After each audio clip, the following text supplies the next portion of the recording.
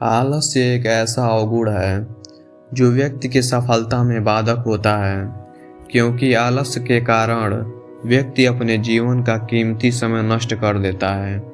बाद में उस व्यक्ति को पछतावा भी होता है, लेकिन समय बीत जाने पर वापस नहीं आता। आलस्य ही दरिद्रता का कारण है। आलस्य को अपने पास न आने दें, खुद को उत्साहित और प्रेरित रखें।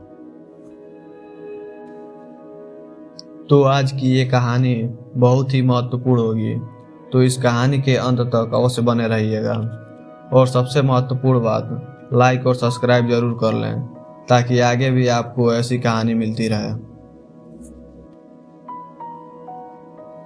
एक बहुत ही भोला भाला सा आलसी लड़का था। वह कोई काम नहीं करना चाहता था, बस खाना खाता, घूमता और सोते रहता था। एक दिन उसे किसी ने बताया कि एक आश्रम है जहाँ पर कुछ नहीं करना पड़ता है और हर दिन 2 समय का खाना और नाश्ता मिलता है। तुम वहाँ जा कर के रहो। उस आलसी लड़के ने सोचा कि ये तो बहुत ही बढ़िया है और वह उस आश्रम में जाकर रहने को सोचा। और फिर वह भोला भाला आलसी लड़का अपना सारा सांसारिक जीवन छोड़कर उस आश्रम में जाकर रहने लगा। आश्रम में गुरुजी रहते थे। वह कुछ समय सबको प्रवचन देते हैं और आलसी लड़का सुनता था।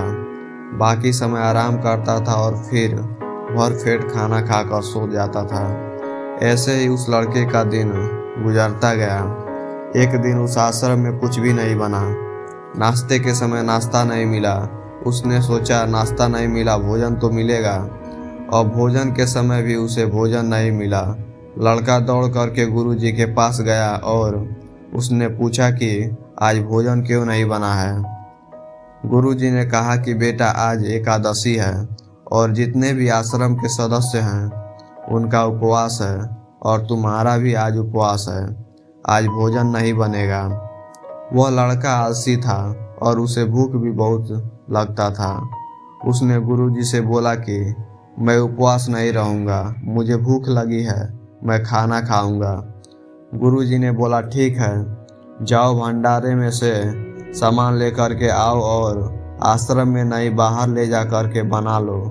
लेकिन याद रखना, भोजन बनाने के बाद सबसे पहला भोग भगवान को लगाना और फिर प्रसाद तुम खा लेना।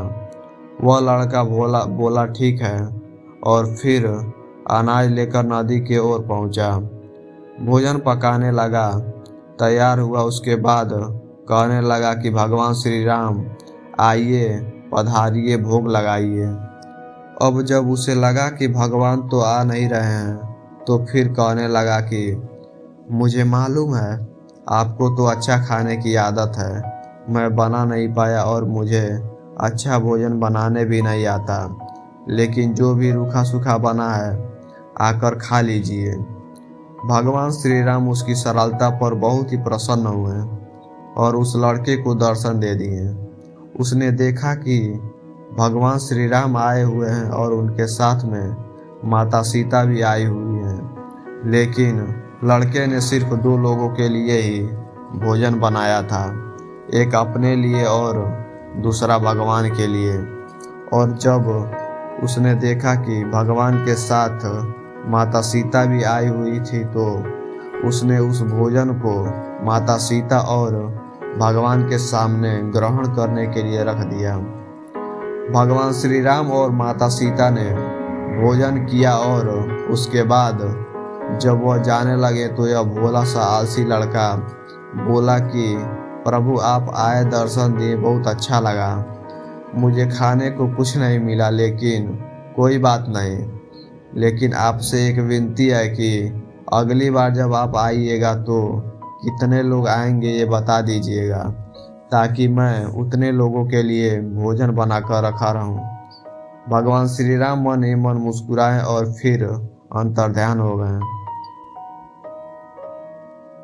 लड़का आश्रम गया, दिन बीतता गया और फिर एकादशी का दिन आया और इस बार उसने 3-4 लोगों के लिए अनाज लेकर के खाना बनाने के लिए नदी के किनारे पहुंचा और उसने बड़े प्रसन्नता से भोजन बनाया और इंतजार करने लगा कि प्रभु आइए और भोग लगाइए। इस बार लड़का देखता है कि भगवान श्री राम पूरा राम दरबार लेकर के आए हैं, जैसे माता सीता, लक्ष्मण, भरत, हनुमान जी और सभी लोग आए हैं। लड़के ने 3-4 लोगों के लिए भोजन बनाया था और इस बार भी भोजन कम पड़ गया।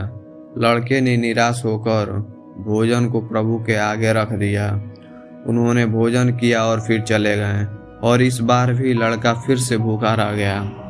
अब लड़का फिर आश्रम गया। दिन बीतता गया और फिर एकादशी का दिन आया और इस बार गुरुजी से कहने लगा कि गुरुजी, मुझे इस बार थोड़ा ज़्यादा अनाज चाहिए। गुरुजी सोचने लगे कि यह इतना सारा अनाज का करता क्या है, कहीं इसे बेचता तो नहीं है। फिर उन्होंने कहा कि ठीक है, भूख से परेशान रहता है। लड़के ने कहा कि नहीं गुरुजी, मैं भूख से परेशान नहीं रहता हूँ। प्रभु के साथ बहुत लोग आते हैं, उनको भी तो भोजन करना पड़ता है।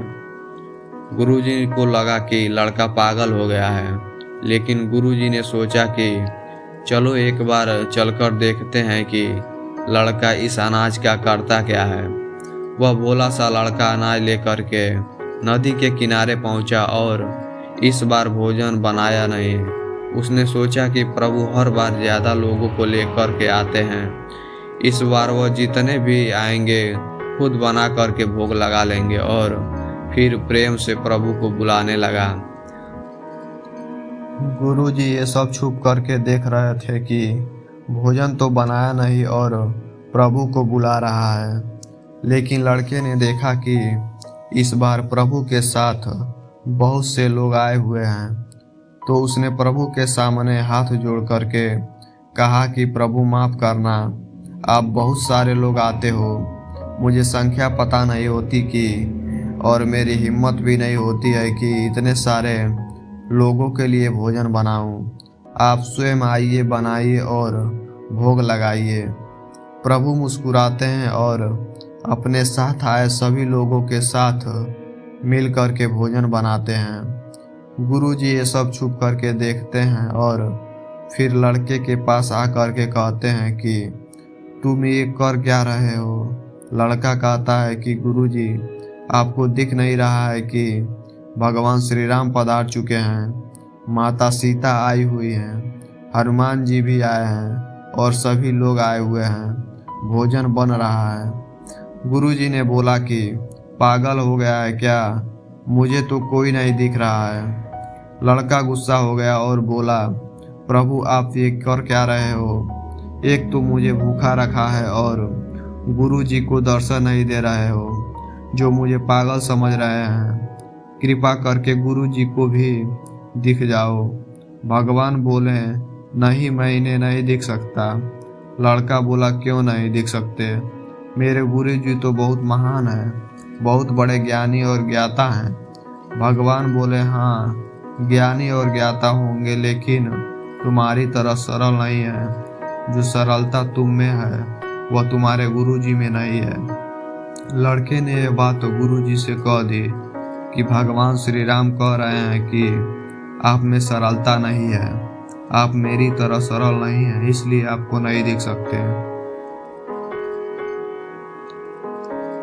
गुरुजी की आंखें नम हो गईं और रोने लगे कि और बोले कि सही कहा, मेरे अंदर तुम्हारे जितना सरलता नहीं है। और फिर माफ़ी मांगने लगे। फिर भगवान ने भी गुरुजी को दर्शन दिया। ये कहानी हमें सिखाती है कि जीवन में सरलता सबसे आवश्यक है। जितने सरल बने रहेंगे उतना जीवन में आगे बढ़ते चले जाएंगे। जब आप सरल होते हैं तो आप खुद भी मुस्कुराते हैं और दूसरों को भी मुस्कुराने की वजह देते हैं।